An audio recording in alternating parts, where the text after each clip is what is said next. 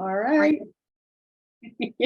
Here we are. So we are live on Facebook, and I want to thank you all for joining me today. I want to share with you a little bit about who my friend is here, and what we're doing to get started. We are, this is our 7-day sobriety challenge. And this is my friend, Laura. Laura Sliwicki. She has joined me in the past. Last year, she was part of my sobriety challenge. She has been with me on several other things and has taken my course. So she's going to talk a little bit about how did she get to where she's at today. So thank you, Laura, for joining me. You're welcome. I'm happy to be here. Yeah, everybody else is on Zoom, but Laura lives about a mile away. So she said, I'm coming down to your house, and here we are. So this is so exciting for me to have Laura here because we've been friends now for 5, 6 years. It's going on from Chicago. It's going on 7 years. 7 years. I can't believe it. And I think I wrote to some of you who get my newsletter just about Laura hearing God speak and listen. And I've had 2 other people this week that heard that voice that came out of nowhere. So Laura, give us just a little bit about your background and why you're even here today. Sure. So I'll keep it brief because we could go way back. But I'll start with basically when I had hit my rock bottom, when I found myself living in Chicago. And, I had kind of moved around to different places thinking, if I change my location, surely things will get better. But, everywhere I went, there I was. So it continued to be an evolving problem. So nonetheless, my drinking and drug using was at its ultimate high when I was in Chicago in spring of 2015 and 2016. And I woke up one morning in my apartment and I was in the bathroom smoking a cigarette. And all of a sudden this booming voice struck me. Mind you, I'd never heard voices before then or after that. Not schizophrenic. Yeah, I didn't have any of those issues. So it was very alarming to me because I thought, what is this? I'm like, I know I'm hungover, but I shouldn't be hearing voices, So, and the voice said to me, and this is all it said on repeat, Laura, go home, Laura, go home. And that voice would not turn off until I started sobbing and I agreed. I said, okay. And so I literally took the train to my job that day.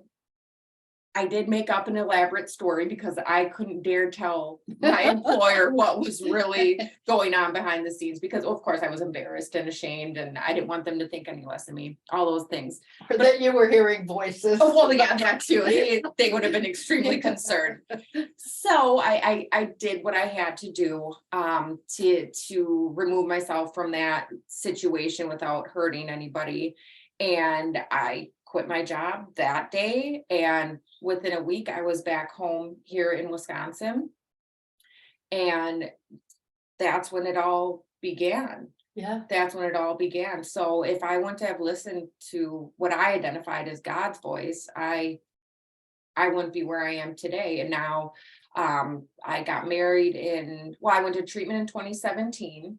I was only there for about 6 days, I want to say. And so things were not perfect after that, but it gave me that foundation. And then, of course, working with Linda, her various different programs, a 7-day challenge. All of that played a role in where I am today. So I did the treatment in 2017, got married in 2018, had my daughter in 2019, and then finally gave up everything completely and totally in December 13th, 2020. So I just celebrated 2 years a couple weeks ago. Absolutely. And I went back to school. I'm still in school.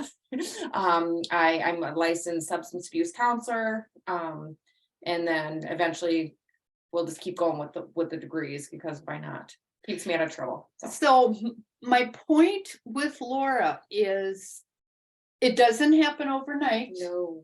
You know, when I met you, your mom had come to church. You weren't with her because you were hungover and drinking, and your mom came to church and was asking for prayer. Happened to be going to the church to the same pastor Yes. that you happened to be living next door to his mom, and that's another story how Yes. God worked. Yes. How just tell that story quick a little bit. Oh my gosh, that was absolutely through and through a God thing. It couldn't have been orchestrated by anybody else. So I was one night, I moved home from Chicago. I was nearly 30 years old, living with my parents, wallowing in my sorrows, sitting on the porch, having a drink, smoking cigarettes, and all of a sudden, this man and a woman come walking up and introduce themselves as, pastor and his wife, and I think the kids were running around too. And we just started having a conversation. And by the end, he was telling us about this new church plant that he had started, and was inviting Luke and I, my husband and I, to attend. And by the end of the conversation, I was just completely bawling. I'm sure the alcohol had something to do with it. That makes it very emotional. But what it really was that it struck another chord deep within my soul, because it was like God was talking through Pastor Yao to me. Yep. So it was like another one of like Yeah. hearing God's voice almost directly Yeah. again. And then that, him and the pastor and his wife have also played an instrumental role, along with Linda and her husband, in both my sobriety and my husband's sobriety. So it all. Well, and it's that same church that my husband and I visited, Mhm. and it was like the first week that we were there that Laura's mom showed up and asked for prayer for her daughter. And then the following week, Joan wasn't there, but this other gal showed up and she asked for prayer for something private. She didn't even say what it was. And I went up to her and I went, "Are you Joan's daughter?" And so then it just has been, it's just been an amazing thing, because my husband and I are both in recovery. If you've watched any of my others, I started 46 years ago and have been sober. It'll be 27 years in April. Mhm. And so Laura and I've got so many things in common. So if you want to hear Laura's story, we've done a bunch of different things. We've got a thing on trauma, and we've got a thing on abuse and sexual abuse that we've been through. So we got a lot of different stories, a lot of different videos we've done together. But bottom line, it is the connection that God brought us together. We truly believe that all things work together for the good for those that love God and are called according to his purposes, which is Romans 12 or Romans 8:28. Forgot. And we just really have used all the stuff we've been through to bring to the rest of the world his changes.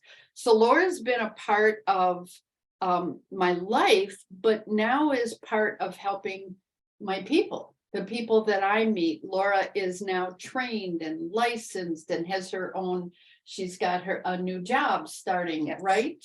Yes. Next week. Yep, I will officially be starting as a part-time substance abuse counselor.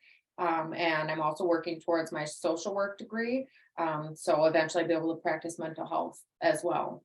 So Laura, if you would talk a little bit about, I wrote a little book on 7 steps for people to manage things like, how do you get through wine o'clock? How do you get through forgiveness of yourself from all the things you've done? How do you get through taking that next step when all you want to do is drink? Right. How do you do that? Well, one of my favorite sayings, some of you may have heard it before, is if you want something you've never had, you have to do things that you've never done. And that is really, in essence, what it boils down to, is that if you truly want to be able to avoid things like happy hour, wine o'clock, and you want to start surrounding yourself with different people, places, things, if you want to be able to learn how to forgive yourself, you have to start taking even those little tiny baby steps towards those things. And so you're going to be uncomfortable because you're going to be doing new things, surrounding yourself with new people. You almost have to like fake it till you make it. So you have to find a group of people that you aspire to be like, and then start surrounding yourself with them, because eventually you will start to acclimate. Wow. So you need other people. It takes a village, just like with raising a children, getting into recovery, yeah, and maintaining sobriety, it takes a village. Yep. So that's a key thing, and that's why we do these things. That's why Laura's always been willing, even though I think one of our things, you had maybe a week sober. Yeah. But you were still here. Yeah. You were still working it. Yeah. And when Laura joined the Hope for Sobriety course 2 years ago, you'd only had 2 weeks sober. Yeah, it was very minimal. And so, and Laura had 2 weeks many times in the past. Oh, yes. And so this time she was really serious. And that's also key, isn't it? Getting serious. And, you had the head knowledge, but going through that course, what's the benefit of being in a program? Like you went to treatment, right? What's the benefit of diving in, whether it's going to counseling, whether it's being in a support group, going to AA?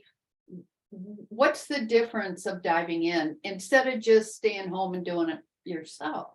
Well, I think part of it, at least for me, was knowing that other people were relying on me to show up, to share my insights, to share my homework that I had done.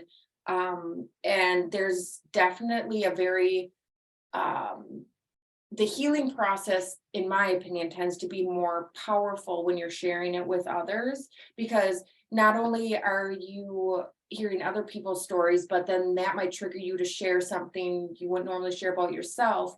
And then you're all just kind of finding yourself leaning on each other and realizing, wow, I'm not alone. And maybe I don't have to be so ashamed.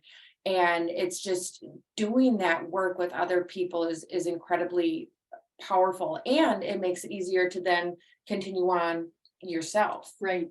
So I think as we've gone through, and I've kind of hooked you into being part of some of these groups, like talking about abuse, talking about, other things that we've been through.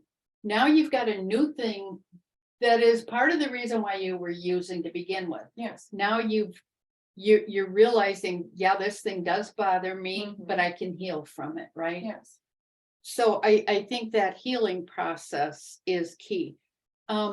Forgiving yourself is really important, but what impact does forgiving others play in this recovery? Because I think a lot of people are stuck in that. Oh, absolutely. That was one of the hardest things for me to actually accomplish. And even to this day, it's something you continually work on that. So I think as you get better with forgiving others, it makes you understand that you can also forgive yourself, because as you practice forgiving others, you'll stop and think like, well, hey, if I can do that for this person, and they did A, B, and C to me, well, surely I can start to forgive myself for some of these things. And then the healing just perpetuates. Exactly. So I think this is why I use the 12-step recovery process, because I think what's helpful about that is that every 12 days, like I have in my book, every 12 days you go through things like doing a self-inventory, making a list of people that you have wronged, made a decision to make amends. I think a lot of us, especially a lot of us Christians, we don't really do that amends thing all that much. We don't always do that looking at myself and have I offended anyone? And if we're doing that, the whole point is kind of cleaning up the inside and getting rid of those things that keep us not only from a relationship with God because we're running away from the things we know we shouldn't be doing, but it keeps us from having a good relationship with others. Yes. And without that, I don't know about you guys, but I'll tell you, if my relationships aren't good, it makes me not want to go on sometimes. It makes me much more apt to try to run away, whether it's running to food, whether it's running to alcohol, drugs, cigarettes, whatever. Shopping has become a huge addiction for a lot of folks. Yes. In trying to feel better about themselves. Maybe it's your weight, you don't like the way you look, and so you get on shopping thinking you're going to look better if you do this. We are all looking for comfort. We're all looking to get over something. And every one of the speakers that I have had in these last 2 years and the last 8 years that I've been doing online stuff are here for you. They're here for whoever you are that is stuck. And if you go through all of my speakers, and I'm going to show you now what we've done, and Laura was one of my speakers last year. So again, if you have enjoyed hearing a little bit of Laura's story, you're going to hear a lot more of it if you hook up with her story last year. And the way that you can get to it is to go to our go to the I'm going to think 7daysobrietychallenge.com. Here's just a few of the things you're going to get. You're going to get the download of my book that I just wrote. It's an ebook that is only like 10 pages long, but it's going to help you go through the process that we've gone through. Like, what's the problem? Getting sick of insanity. How sick were you, Laura? Oh, I remember one of your last binges. Remember that? Yeah. It literally wasn't felt good. like I was losing my mind. Yeah, it was. And the things we do when we are under the influence, oh, it wasn't good. Is there any hope? We got to get sick of it. It's got to be enough. We got to get to that. Enough is enough. I'm sick of this. I'm not going to do it anymore. And then giving up. When all else fails, surrender. And it's hard to surrender. It is, because we all crave control. Right.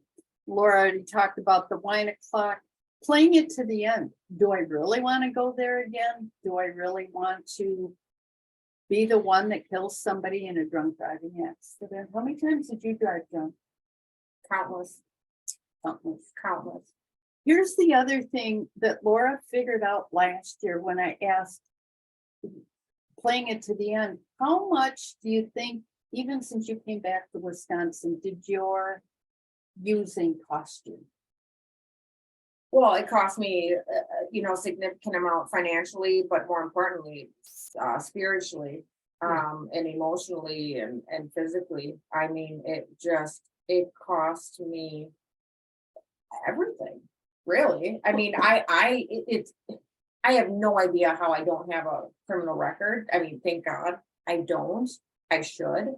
Yeah. But I mean, just because I avoided that doesn't mean it didn't cost me a heck of a lot Well, more. and when people start looking at the money, you go to a bar, you end up buying everybody booze, right? You end up, I'll get around. Yeah. And then you end up, oh my God, I need to go to counseling. I'm so screwed up. So then you go to counseling. That's not cheap. No. Then you go to treatment. How many thousands of dollars was treatment? For 6 days of detox, it was approximately $20,000.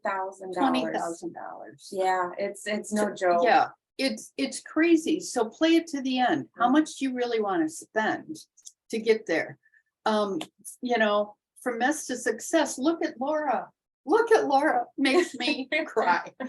From mess to, here she is, a licensed counselor. Oh, that is and here's for me to be a part of somebody's success, even a little part that can be you. Yes, it can. Not only can you be the success, you can be the person that helps somebody else. And you already have been. If you don't know it, you have been there for somebody who might have ended up in a horrible situation. You might be the person that's gonna agree to stay sober this holiday season or whenever you're watching this. We happen to be doing this the day before New Year's Eve. Mhm. You could be the person that's going to save lives by driving somebody who isn't, or to choose to call that and plan ahead and call a sober driver or one of those. If you didn't listen to Jason Breitenfeld yesterday, he was hit by a drunk driver on New Year's Eve while he was driving a safe ride home vehicle. So you don't have to do this alone. We are here for you and we've got resources. And some of these resources are my 9 speakers from last year, 9 speakers that you're going to get to listen to. All you have to do is go on this webpage and click on the link and you can listen to them right quick. The other one, if you sign up, you're going to get all the speakers from this year. We still have 1 to go tomorrow. Well, 2. Tomorrow is Dr. Dave McIntyre, and I will be speaking on Sunday. I dropped my book that Laura happens to like a little Yes, bit. I do. I have it. It's on my nightstand. And it's one of those things where people say, oh boy, I heard God speaking to me through that, because I actually listened to God, typed out what I heard God saying as I asked some of these tough questions. And then I dropped it to 99 cents. So if you want it on a download, you can do that. Read it on a Kindle version every day. It's 365 days.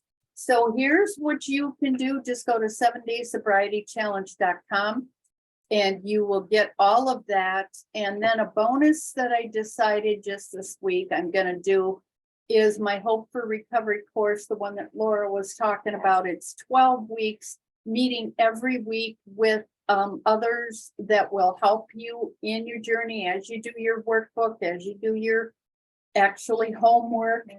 Then we talk about it and I'll help you through it in whatever way I can. And I'm gonna bring 50 cents off of that until January 2nd right now. But if you're signing up for this some other time during the year, just get a hold of me and we will figure it out. Okay. I'm not going to make you wait till January of every year. I'll start you wherever you are. So just sign up for this. I would love to have you be a part of our group. You'll get to meet all these people and it's going to be an awesome journey for you every day. We're here for you. I also, which I forgot to put on there, but if you sign up, you'll get a link for that as well to join my Speak to Me God, I'm Listening group that we do every day online on Facebook. And it's really encouraging. It really is kind of a, if you don't have another group you're going to, you're at least going to have this group that every day, morning and night, we talk about being grateful. What are you grateful for? What are you good at? What are your goals for the day? And for a lot of people, when they first joined, goal is stay sober, stay sober, stay sober. That's the goal. And we're here to help you with that. So thank you all for watching, for listening. And we are so grateful to have the opportunity to be a blessing. Laura, thank you again for being here. And this is awesome. So please sign up. You'll get an email tomorrow with Laura's video that I will connect so you can share it with others who might have missed this. And then tomorrow will be Dr. Dave McIntyre. He's a psychologist or a counselor here from Wausau as well, who's got his own unique story. So please stay tuned. Come and listen to us tomorrow. God bless.